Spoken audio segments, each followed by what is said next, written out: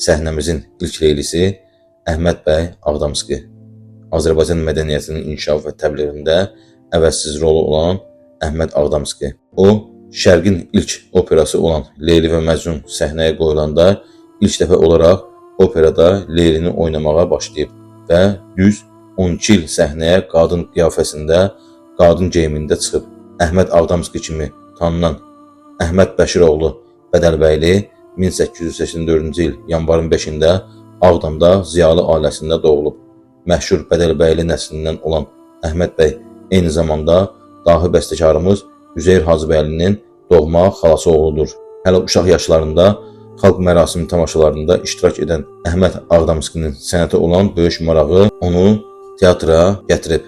O, səhnə fəaliyyətinə Nicat Xeyriyyə Cəmiyyətinin teatr truppasında başlasa da, sonralar həm də Səfa Mədəni Maarif Cəmiyyətinin truppasında Hüseynqulu Sarabskinin Müsəlman opera dəstəsində və Zülfüqar bəy və Üzeyir bəy Hacıbəyli qardaşlarının müdiriyyətində aktyorluq edib. Lirik tenor səsə, məlahətli və geniş diapazonlu ifa bacarığına malik olduğundan milli aktrisaların yoxluğu ucbatından əsasən opera və operettalarda qadın rollarını ifa etməklə böyük şöhrət qazanıb.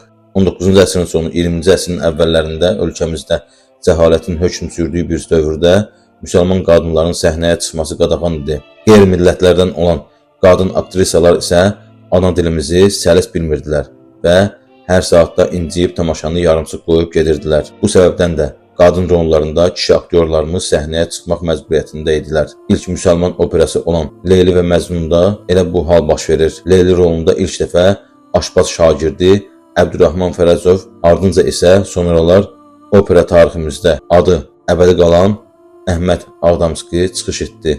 Belə ki, premyeradan sonra Əbdürrahman Fərəcov qadın rolunu oynamaqdan imtina etdiyindən Üzeyir bəy Leyli obrazı üçün yenidən aktyor axtarışına çıxır. Həmin vaxt Əhməd bəy Realni məktəbində təhsil alırmış. Bu təhsil ocağının qaydalarına əsasən tələbələrin teatrda oynaması, həmçinin axşam tamaşalarına baxması üçün xüsusi icazə olmalı idi. Əhməd bəy üçün icazə alınır və o Leyli rolunu oynamağa razı olur.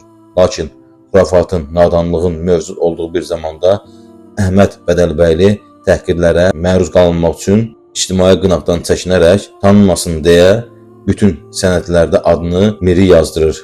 Dövrün qəzetlərində, tamaşaların proqramlarında Leyli rolunu ifa edən şəxs kimi Miri adı göstərilir. Ancaq sonradan Əhməd Bədəlbəyli Ağdamski təxəllüsünü götürərək şəxsiyyətini aşkar edir.